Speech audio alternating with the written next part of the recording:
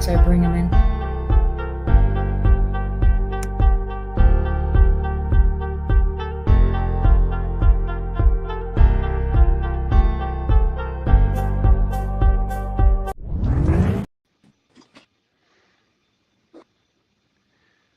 All right. I got 3 people here. Hey, Ty. Hey. Hey, Mrs. Renegade. Hello. All right. We are starting this thing off, and I'm doing it differently now. So we had a technical glitch. We've been live for 32 seconds, and I am in my hangar here in Nashville, Tennessee. So look at that. Look how clean the floor is. Look at that. Beautiful. And there's my airplane behind me. So can you guys hear me pretty well? Yeah. All right. Well, since there's nobody on but just a million people, yeah, right. What I'm going to do is I'm going to kind of punt a little bit because I've got some articles I want to go over like I normally do. But first thing I'm going to do is just give an update of the air show stuff. So for those of you that are wondering what we're doing with the air show jet, that's not the air show jet. I'll get into that aircraft in a little bit. We're putting new avionics in the Iskra. So that's been a work in progress. You're not at the hangar, are you, Ty? No, I'm not. Oh, okay.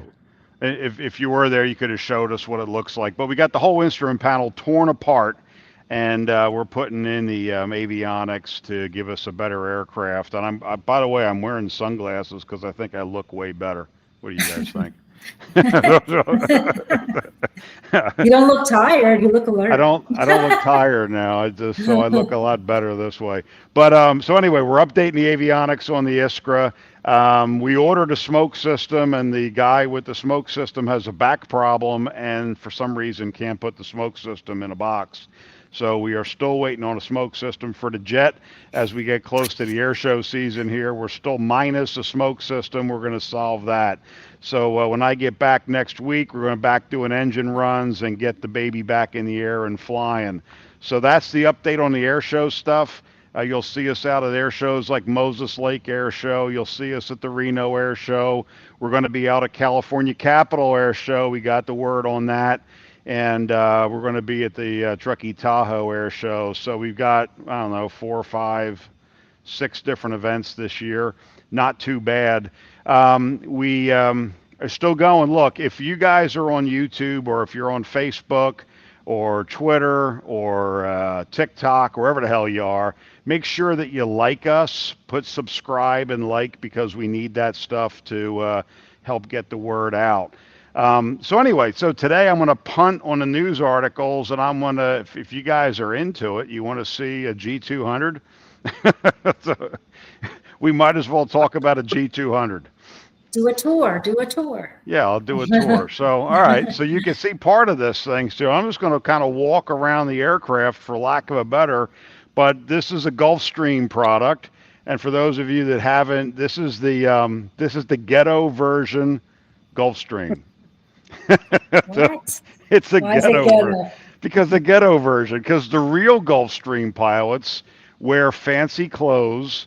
They wear Dockers. They wear penny loafers. They, the real Gulfstream pilots, they eat fine cuisine. They travel to fancy hotels. That's the real Gulfstream pilots. Well, I fly a G200, so it's the ghetto Gulfstream, as I like to call it. And I say it as a joke, and Mrs. Renegade Aviator gets mad. Look at that. We fit. Look at that. I hate the ghetto stuff. I love the ghetto stuff. You almost said shit on a podcast. What the fuck is wrong with you? Ladies, this is not for children. So anyway, this Gulfstream was made in Israel.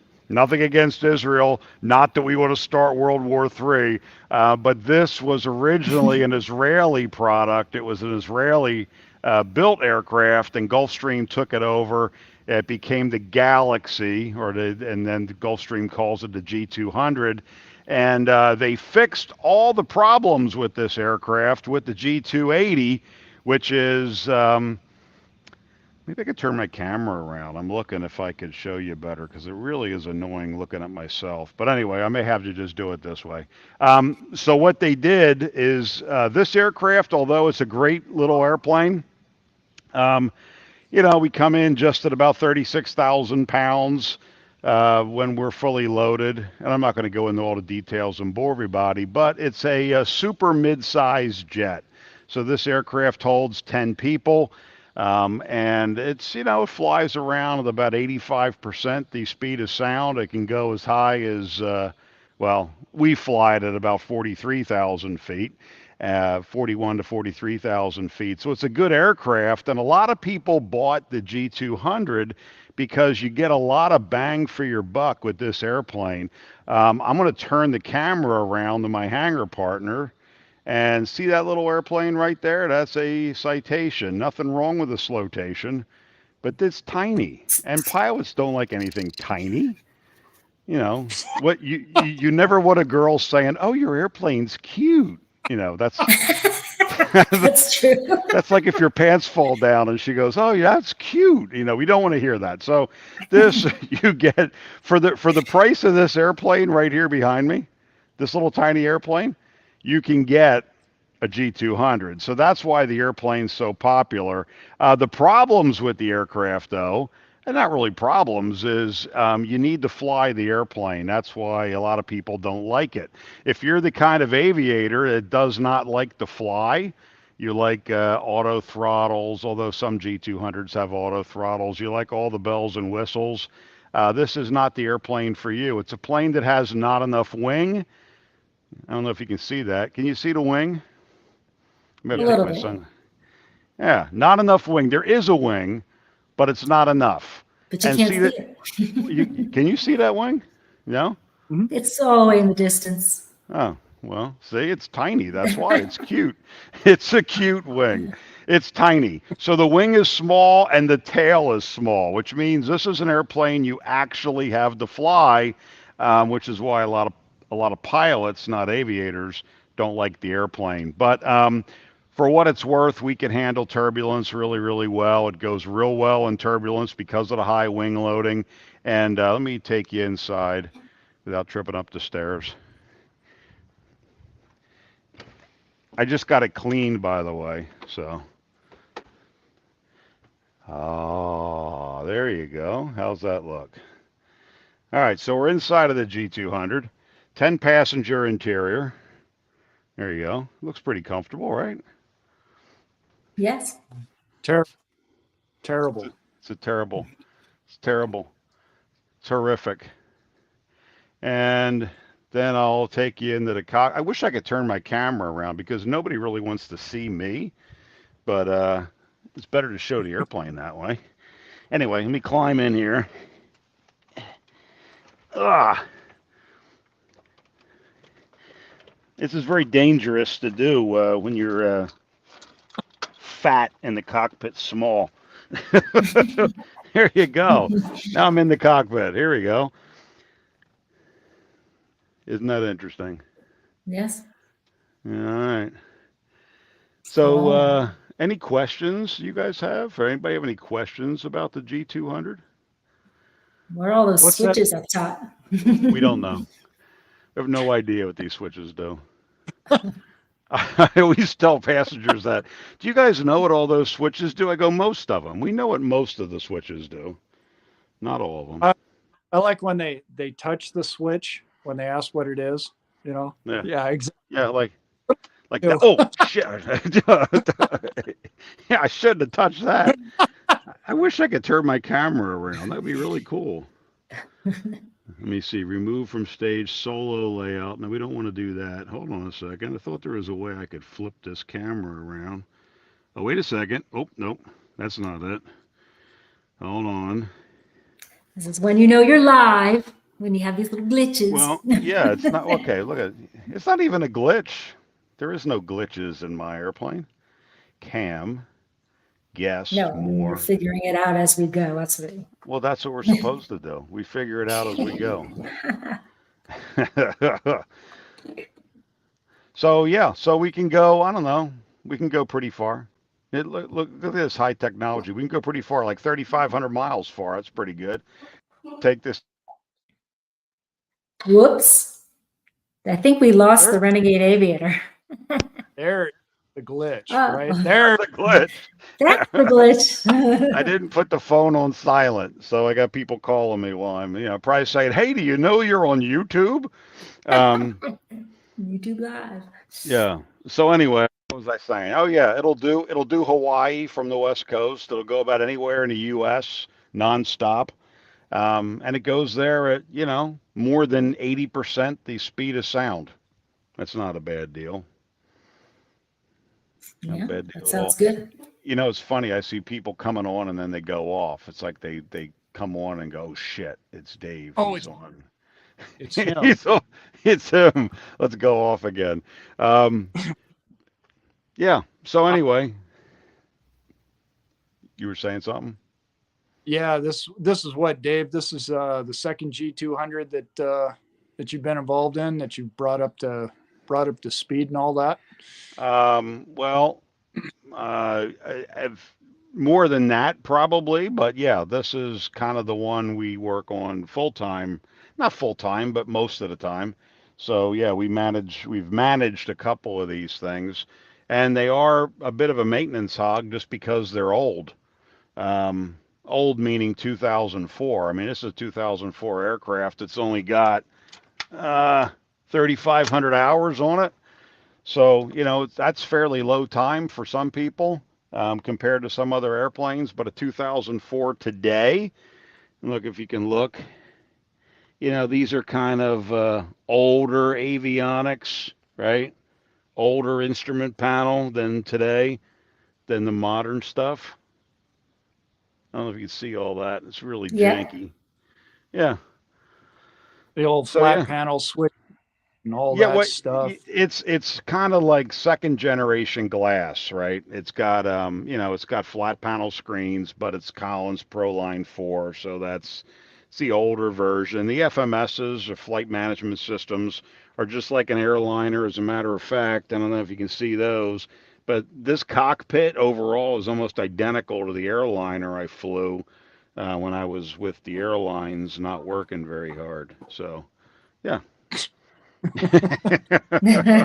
know all the airline pilots just got mad at me. Yeah, when I was at the airlines and not working very hard, but now And they were jumped on. They just jumped on. probably the airline pilot came on and go, "What an asshole! He's an idiot." So yeah, we're flying this tomorrow to Florida, so we're getting ready for a trip. That's why I'm doing the show from here, and I mean it is what it is, right? A lot of people want to see the inside of a corporate jet. I think they're pretty cool. That's why I do it. Laura used to be our flight attendant, and then Yes. we found out she was drinking too much with the passengers in the back, so we made her stay Yeah. home for that on out. We Sure. didn't let her come on any trips, by the way. So yeah. Yeah, we just let's see. I don't know what else I can show you about the darn thing unless somebody has questions. That makes it. Okay, I'm going to struggle to get out of the seat again. There we go. Look at that. He'll drop his camera.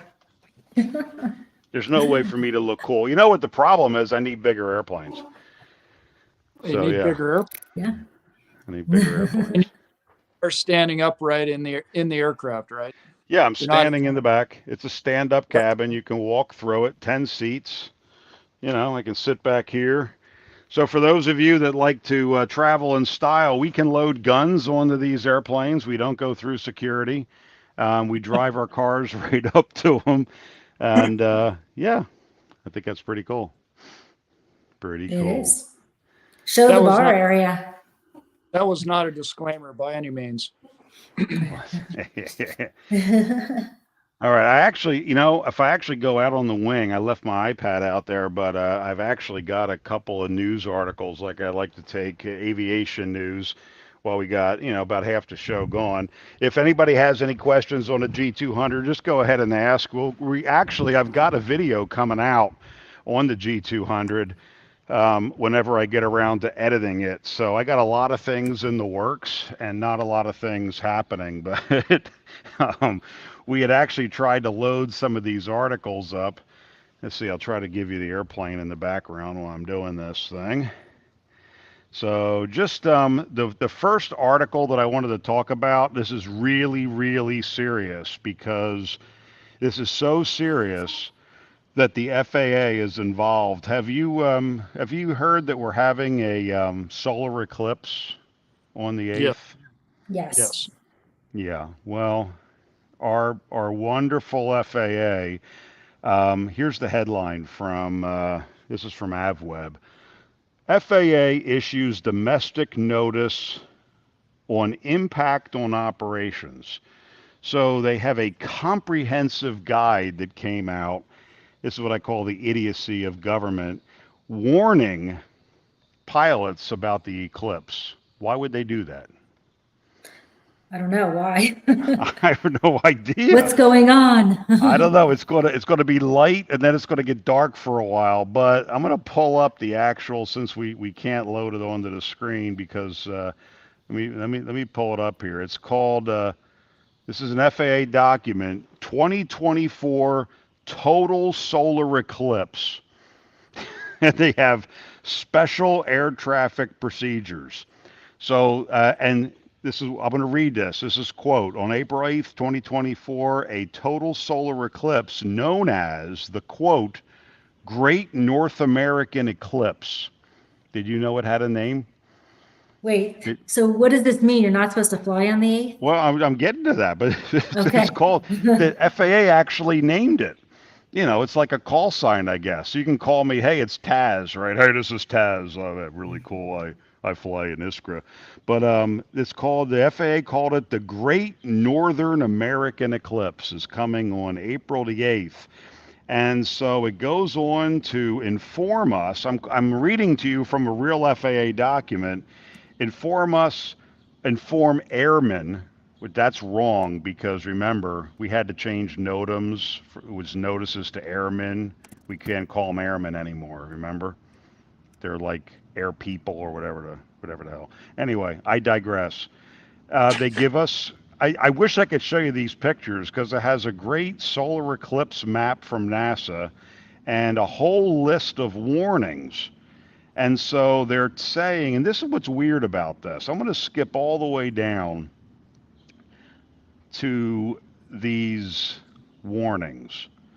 Practice approaches, touch and goes, flight following services, and pilot training operations at airports in the path of the eclipse may be extremely limited and possibly prohibited during this time period.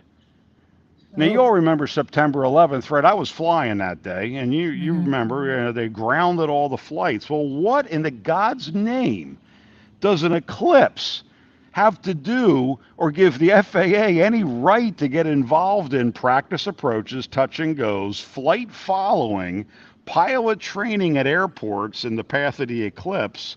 It says it may be extremely limited or prohibited during this time. So what does that mean? Like Limited- they're going to stop flights from flying? Well, Limited or that doesn't Limit- make any. Well, it doesn't. what is- So let's just take your average uncontrolled airport. You mean you're not going to be able to fly during the eclipse? because the sun went down, the sun went away. Well, that's my whole point. So everybody's all freaked out over this eclipse, right? And here's the only difference. It was light and then it gets dark for a while. I mean, there's no turbulence with an eclipse, right? Or unless, what is the, I say conspiracy theory.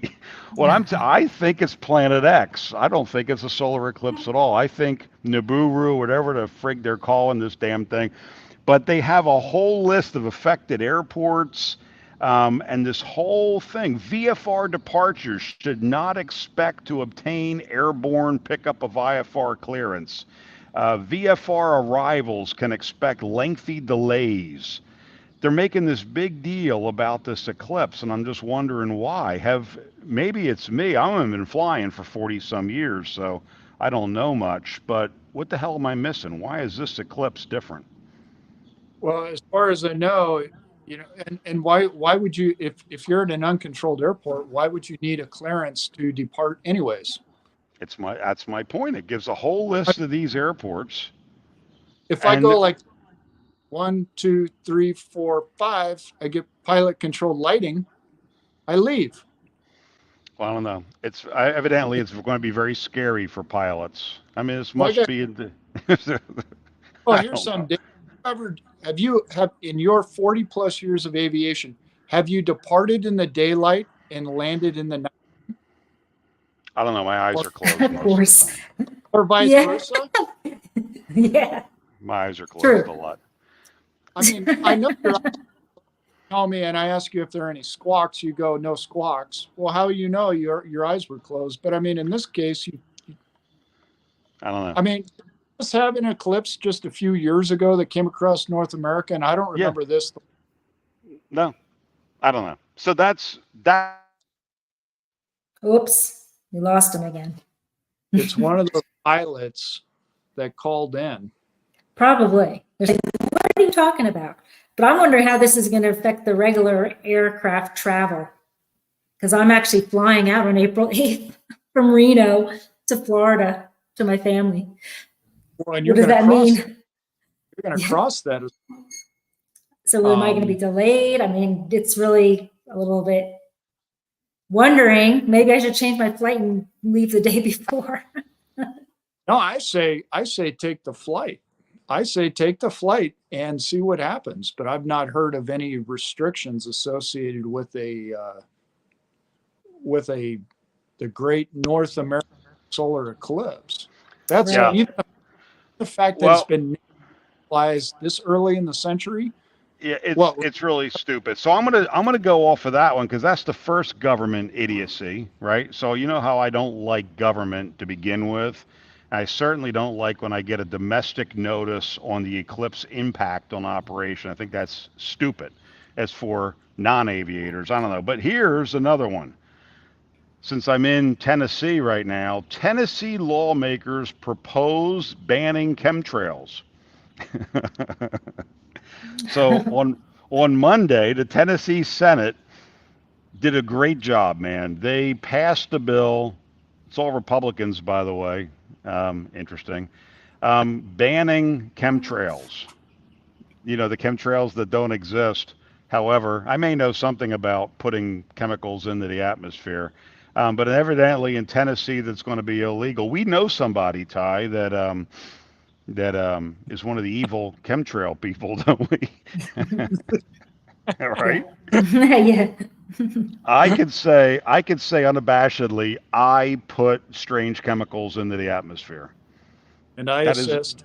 that is a news flash. Remember when I used to do that? We used to fly the airplane until it got so full of ice, it wanted to fall out of the sky, and then we went down. But yeah, we used to. So I guess what people hear chemtrails and they get all freaked out like some mind control drug being released into the world. The mind control drug released into the world, quite frankly, is liberal Democrats. But now watch. Let me see if I get people to drop off by talking.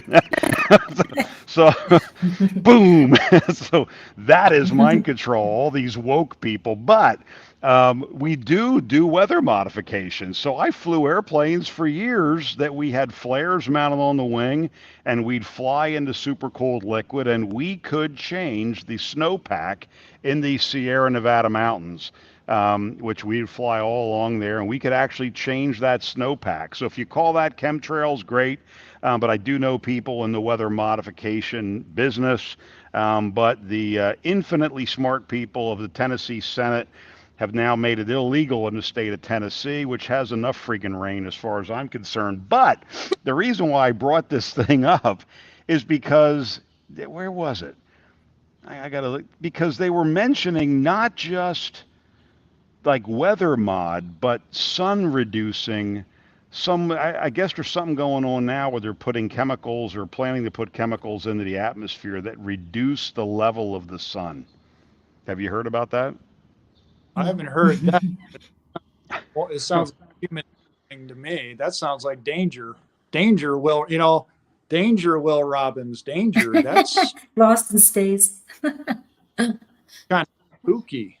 Well, but here it is. This news article says that there is a report by some college that says that there is no evidence of chemtrails. I'm here to tell you that I had a chemtrail button. Well, you remember I was telling you a story. I was up, so they had wired the whole aircraft. We had flares on the wing, and so we'd fly into this super cold liquid, and we wanted it to snow on command, basically, so we could control where the rain or precip or snow would go. We had sensors on board the aircraft. The ground weather people would guide us into this super cold liquid, and we would launch flares, a burn on your wing, sort of like those road flares that everybody sees at the side of the road. Well, when I first took this other airplane, it was a turboprop, a Cheyenne. They wired the pyro into my avionics bus, and so when I fired the first round of flares, I short-circuited the entire avionics bus. Plane went dark. I declared an emergency and landed. So that was a fun night. So, In the dark. speaking of, wait, I'm going to change In the this. dark, yeah. In the dark, yes, in the dark, without the FAA telling me how to fly an airplane in the dark. I have no idea how this happened. Anyway, when I was a student pilot, for God's sakes, I flew in the dark. Anyway, we're back on to the eclipse. The world's going to end. We all know that. It's Planet X or whatever the hell. But I was one of the stupid pilot tricks. So here's an article that has Union written all over it. Delta pilot jailed for alcohol expects to get his job back. Oh, jeez. So there was a well, here it is. A tipsy Delta pilot who tried to report for duty with one half consumed bottle of Jägermeister and a full bottle of Jaeger in his flight bag, spent some months in a Scottish prison. I didn't make this up. It was a Delta pilot. So this guy's 63 years old. He's my age. He shows up.